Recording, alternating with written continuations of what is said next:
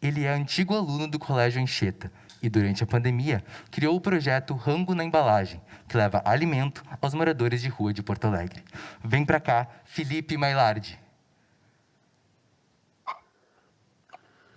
Boa noite a todos. Realmente, retorno à sociedade, isso é um tema que é muito caro para mim, eu acho muito legal falar sobre, porque ele vai exatamente na contramão de todo o jeitinho brasileiro. Vocês já pararam para pensar? Retorno, a gente está sempre querendo tirar vantagem do que é possível.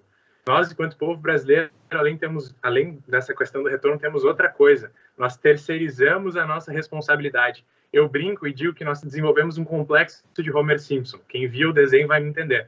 O Homer dizia, a culpa é minha, eu boto em quem eu quiser. E não por outro motivo, os Simpsons são líderes de audiência no Brasil nos últimos 30 anos. Esse velho normal, esse status quo, foi que através do projeto Rango na Embalagem, que é a minha fala aqui hoje, eu vou demonstrar como que foi tudo feito. Vamos voltar para março, início da pandemia. Eu sou estudante de Direito na URGS, naquele momento estagiava no órgão público aqui do Estado. A minha faculdade teve as aulas suspensas e meu estágio diminuiu muito a carga de trabalho. Resultado, eu tinha muito tempo livre nas mãos. A partir disso, comecei a ver possibilidades de ajudar quem mais precisava. Nesse meio tempo, eu também assistia as notícias, e eram sempre tragédias, carnificina, banho de sangue, todas aquelas projeções negativas quanto à pandemia e como nós, enquanto sociedade, iríamos lidar. Ainda assim, havia algum alento de projetos que distribuíam, por exemplo, cestas básicas nas comunidades carentes de Porto Alegre e outros locais. Mas mesmo assim eu me perguntava de que serventia uma cesta básica é para, por exemplo, um morador de rua que não tem um fogão para cozinhar 1 quilo de arroz, 1 quilo de massa, 1 quilo de feijão, que não tem uma geladeira para condicionar essa comida depois que ela foi feita para não estragar. Isso não serve de nada. Nisso, enquanto eu consumia castanhas de um amigo meu nessa embalagem aqui, eu tive a ideia. Se nessa embalagem cabem castanhas, por que não cabe uma marmita cozida pronta que a pessoa simplesmente com garfo pode consumir? Esse foi o turning point que me deu. A partir dali, comecei a fazer inicialmente tudo sozinho.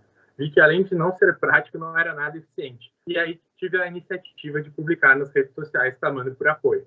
As pessoas tinham 4 formas de contribuir. Doando financeiramente dinheiro, doando alimentos crus que iriam ser cozinhados e depois entregues aos moradores de rua, cozinhando nas próprias casas ou pegando seus carros e indo junto comigo entregar. Dessa forma, eu me identifiquei como meio de campo entre quem, por exemplo, não podia sair de casa pela idade ou pela comorbidade ou até mesmo por opção pessoal e quem estava na rua necessitando de tanta assistência. No início, eu tive que responder 3 perguntas. Como, que no caso seriam os deliveries de marmita, quando, que com tentativa e erro eu vi que à noite era mais prático, porque quem já foi no centro de Porto Alegre de dia sabe o bafafá que é. Na noite, infelizmente, geralmente quem está na rua é quem precisa de ajuda. E no centro, como eu acabei de falar, é porque entre uma distância de uma pessoa e outra, tu percorre um caminho menor. Então é mais fácil de distribuir tudo que tu tem para dar. Infelizmente, o centro acaba sendo, que nem o Cleomar falou de geografia antes, que a gente tem o fenômeno da cidade dormitório, é o bairro dormitório de Porto Alegre. Albergues, pensões, praças, viadutos, que as pessoas acabam se abrigando ali. Então, todos os dias de março até agora, o nosso grupo vai lá e entrega marmita. Mas depois que eu fui criando intimidade com essas pessoas, eu notei que só a marmita não resolvia a questão delas. Elas tinham outras necessidades além da fome. E aí me veio a segunda ideia. Eu fui num post do Facebook de um asilo nos Estados Unidos. Mas o que isso tem a ver? Esse post era da seguinte forma: havia um quadro branco, o velhinho então dava o seu nome, a sua idade e um conselho aos mais jovens. Por exemplo, João, 90 anos, cuide do seu corpo e ame ao próximo. Peguei essa ideia da T para nossa realidade. Eu ia até a rua, essa pessoa que eu já estava entregando a marmita e conhecia, e perguntava, cara, qual é teu nome, qual é a tua idade? Em vez do conselho, eu perguntava, do que tu precisa? Um trabalho de ressignificância da identidade da pessoa, porque eu tenho uma memória fotográfica boa, então eu podia no dia seguinte perguntar, João, como é que foi teu dia? Do que tu tá precisando? Aquele tênis serviu? E aí, a partir daí, a pessoa podia me dar exatamente o que ela precisava. Então, agasalhos, cobertores, colchões, calçado, que vocês puderem imaginar, me foi pedido. A partir dali, com essas fotos que eu registrava cada um desses pedidos, publiquei nas redes e criei um networking solidário. Essa rede que me doou tantas coisas. A partir dali, tirei 140 fotos, 123 pessoas conseguiram receber seus pedidos, porque a gente tem que ter em mente que alguns moradores de rua são nômades. Então, tu encontra um cara num dia naquele local, no dia seguinte ele pode não estar lá. Distribui tudo isso.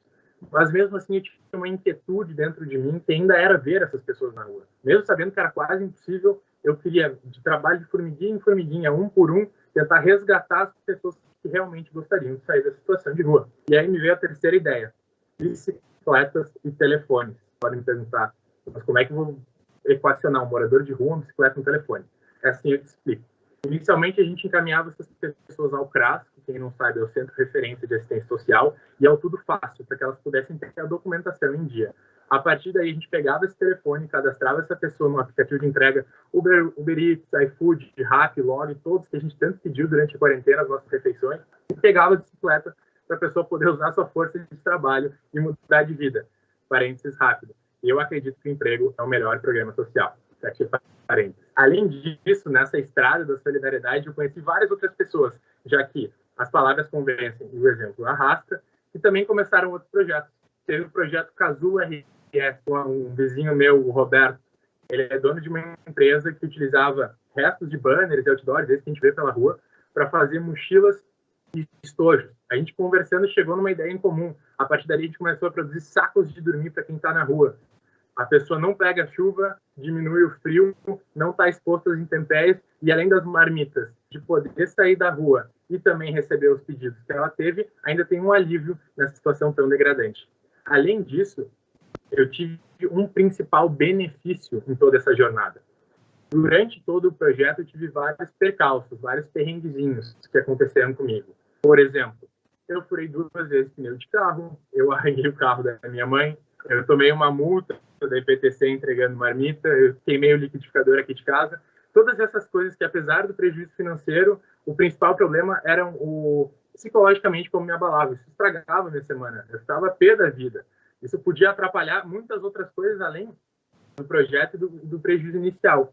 Com o projeto, com as entregas, eu ia todos os dias na rua e eu via que o que estava acontecendo comigo não era problema. Quando eu vi uma pessoa sem casa, sem comida, sem teto, sem calçado, sem roupa, sem água, eu vi que realmente aquilo era problema, e não o que eu achava que eu tinha. Então, se eu pudesse dar um exemplo e pudesse encorajar todo mundo que está me assistindo agora, sai da tua bolha social, tu não precisa ir longe, tu não precisa ir para a África, tu não precisa ir para a Ásia, tu pode pegar um carro, andar 2 quadras e ir no bairro vizinho que tu vai encontrar pessoas necessitando da tua ajuda. Então, a partir desse rompimento de bolha, eu posso testemunhar aqui que os benefícios são múltiplos. Já me encaminhando um pouco mais para o final, e aqui eu agradeço em nome do Silvio, toda a comunidade enxetana, a Magis, pelo convite.